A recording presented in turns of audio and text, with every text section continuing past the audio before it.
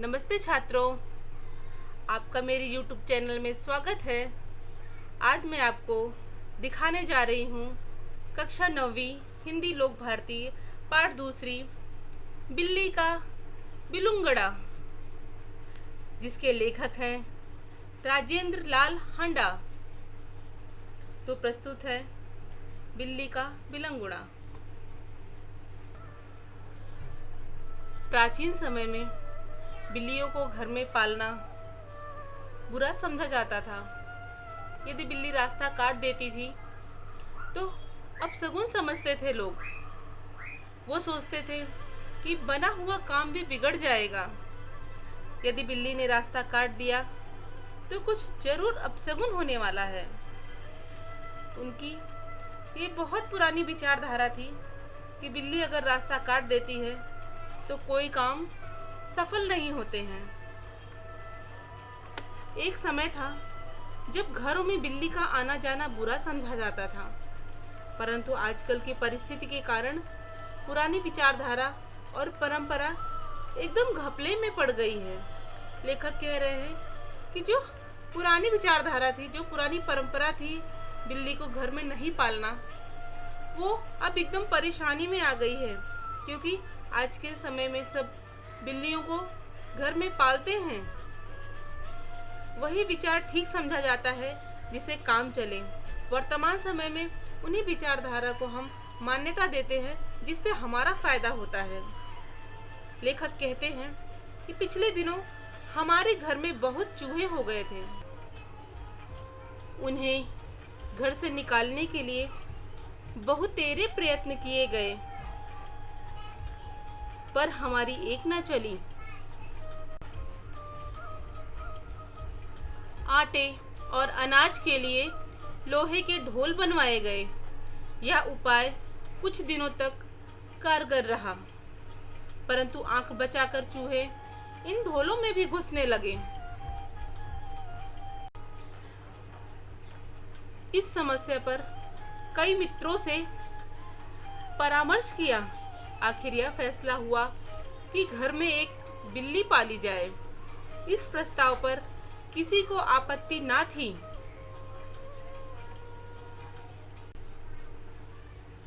चुनंचे एक बिल्ली लाई गई। उसकी खूब खातिर होने लगी। कभी बच्चे दूध पिलाते, कभी रोटी देते। उसने विधि पूर्वक चूहों का सफाया शुरू कर दिया। देखते ही देखते चूहे घर से गायब हो गए। सब लोग बड़े खुश हुए। बिल्ली प्रायः सब लोगों की थाली से जूठा नहीं खाती थी, इसलिए हमें इसका कोई खर्च भी नहीं पड़ा।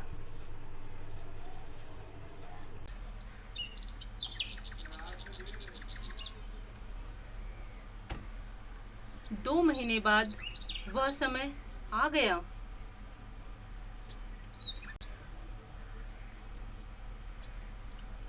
जब हम चूहों को तो भूल गए और बिल्ली से तंग आ गए। हमने सोचा चूहे तो खाली अनाज ही खाते थे, कम से कम परेशान तो नहीं करते थे। यह बिल्ली खाने में भी कम नहीं और हमें तंग भी करती रहती है। उसके प्रति हमारा व्यवहार बदल गया। बिल्ली भी कम समझदार जानवर नहीं। जो शेर के काबू में नहीं आई, वो हमसे कैसे मात खाती।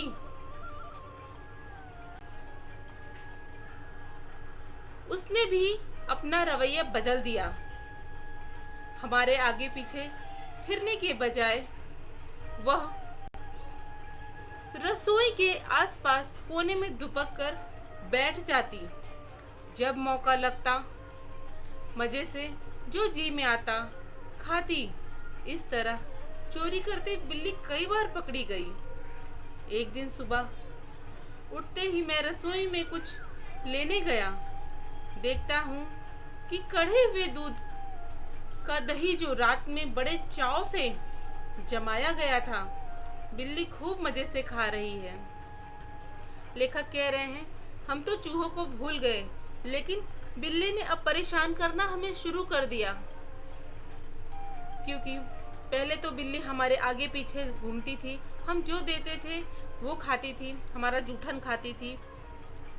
अब तो बिल्ली के व्यवहार में परिवर्तन आ गया है और वह सिर्फ किचन में ही और किचन के आसपास ही दुपक कर बैठी रहती है, छिप कर बैठी रहती है कि यदि किचन में कोई नहीं हो तो किचन का बना हुआ जो भी कुछ भोजन हो, दूध हो या दही हो, उन सबको बड़े चाव से खाने के लिए वह दरवाजे के कोनों में दुपक कर बैठी रहती थी।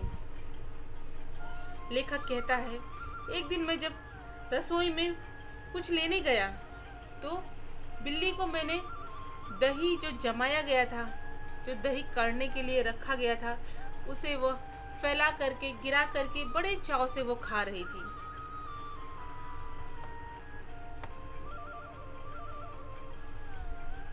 अब चिंता हुई कि बिल्ली से कैसे पीछा छुड़ाया जाए।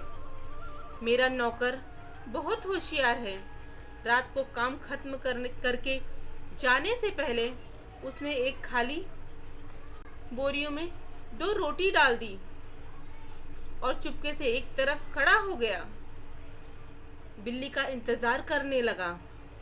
बिल्ली आई, वह एकदम रोटियों पर झपटी। नौकर ने तुरंत बोरी का सिरा पकड़कर उसके ऊपर से बंद कर दिया।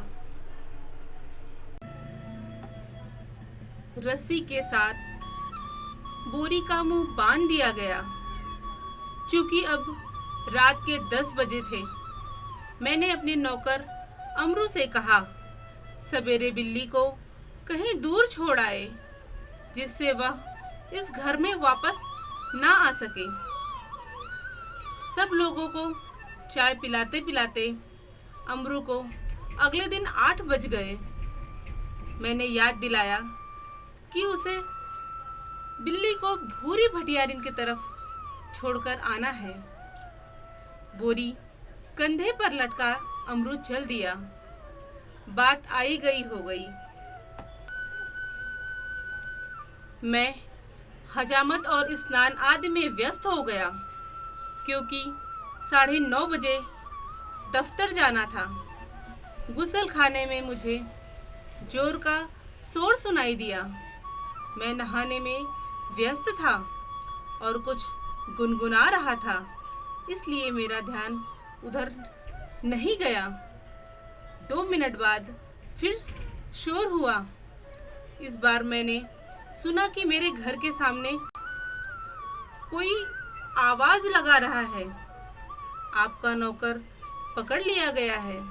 अगर आप उसे छुड़ाना चाहते हैं तो छप्पर वाले कुएं पर पहुंचिए। मैं हैरान हुआ कि क्या बात है। शायद अमरू किसी साइकिल से टकरा गया होगा। शायद इसलिए साइकिल वाले का कुछ नुकसान हुआ होगा और उसने अमरू को धर पकड़ा हो। रही बात आदमी इकट्ठा होने की, यह काम दिल्ली में मुश्किल नहीं और फिर करोल बाग में तो बहुत आसान है, जहां सैकड़ों आदमियों को पता ही नहीं कि वे किधर जाएं और क्या करें।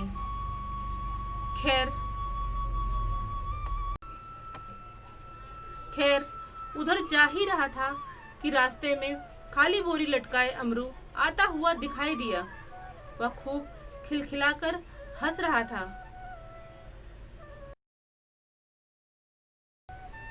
उसे डांटते हुए मैंने पूछा, अरे क्या बात हुई? तूने आज सुबह ही सुबह क्या गड़बड़ की जो इतना शोर मचा और मोहल्ले के लोग तुझे मारने दौड़े? अमरू को कुछ कहना नहीं पड़ा।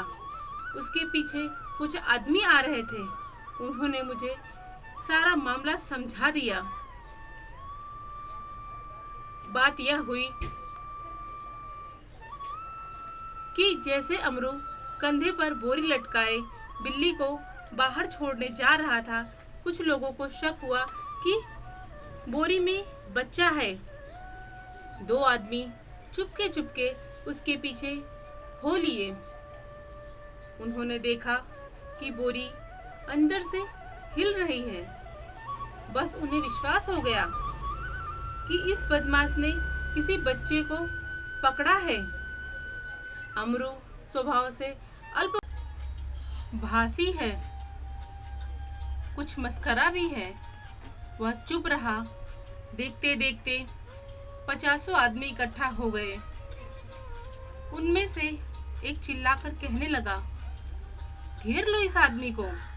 यह बदमाश उसी गिरोह में से है जिसका काम बच्चे पकड़ना है। उस जगह से पुलिस थाना भी बहुत दूर नहीं था।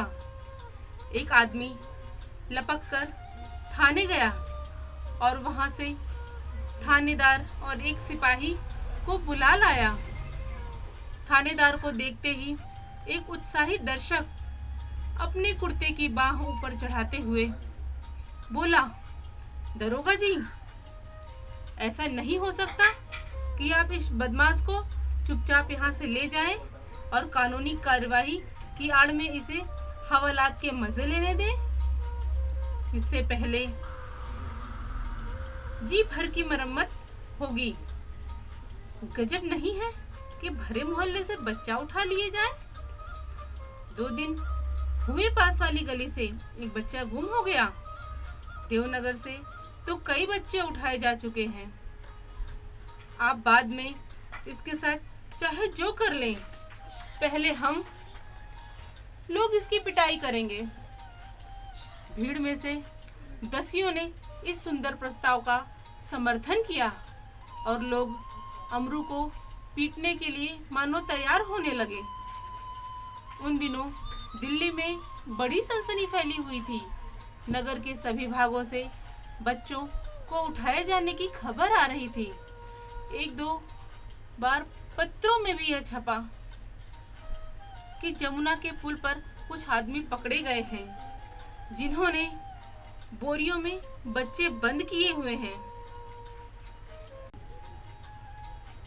स्कूल से बच्चे बहुत सावधानी से लाए जाते थे। पार्कों में और बाहर गलियों में बच्चों का खेलना कूदना बंद हो गया था। दिल्ली नगर पालिका और संसद में इसी विषय पर अनेक सवाल जवाब हो चुके थे। इसलिए इस मसले में राजधानी के सभी नागरिकों की दिलचस्पी थी। आश्चर्य इस बात का नहीं कि लोगों ने अमरू पर संदेह क्यों किया, बल्कि इस बात का था कि उन्हें अभी तक उसकी मार पिटाई शुरू क्यों नहीं की। वातावरण में सनसनी और तनाव में कमी न थी। अगर थानेदार और पुलिस का सिपाही वहां ना होते तो अब तक अमरू पर भीड़ टूट पड़ी होती।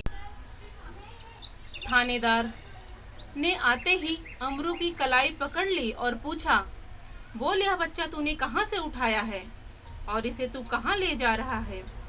बता, कहाँ है तेरे और साथी? आज सबका सुराग लगाकर ही हटूंगा। अमरू अब तो दिल ही दिल में हंस रहा था, मगर थानेदार की धमकियों से कुछ घबरा गया।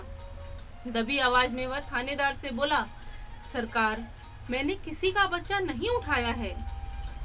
ना मैं बदमाश हूँ, मैं तो एक भले घर का नौकर हूँ। रोटी चौका करता हूँ और अपना पेट पालता हूँ। जो आदमी थानेदार को बुलाकर लाया था क्रोध में आकर बोला, क्यों बकता है बे? दरोगा जी, ऐसे नहीं यह मानेगा। 2-4 बेत रसीद कीजिए।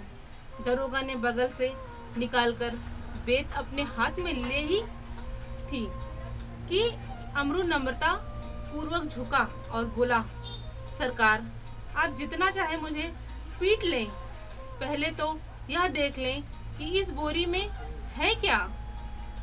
हुक्म हो तो चलिए थाने चलें। यद्यपि थानेदार इस बात पर राजी हो गए थे, पर भीड़ कब मानने वाली थी। लोग चिल्ला उठे, हरगिज नहीं, ऐसा कभी नहीं होगा। हम सब इस आदमी की बदमाशी के गवाह हैं। मामला दबने नहीं देंगे। थानेदार डर गए कि उनकी नीयत पर लोगों को शक हो रहा है।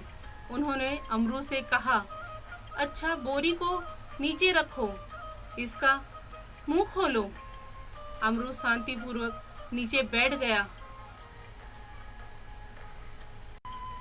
और धीरे से उसने बोरी का मुंह खोल दिया। जैसे ही बोरी का मुंह खुला, बिल्ली का बिलंगड़ा छलांगे मारता हुआ एक तरफ भाग गया और लोग देखते ही रह गए। थानेदार की भी समझ में कुछ नहीं आ रहा कि अब क्या करे। वह थाने की तरफ मुड़ा और एक तांगे वाले की पीठ पर बेत मारते हुए बोला, जानते नहीं कि रास्ते में तांगा खड़ा नहीं करना चाहिए। इस प्रकार अपनी झेप मिटाने का यत्न करते हुए दरोगा जी चले गए और अमरू हंसता हुआ घर वापस आ गया। अगर आपको मेरा यह वीडियो पसंद आया तो इसे लाइक, शेयर एंड सब्सक्राइब कीजिए। धन्यवाद। Bye bye.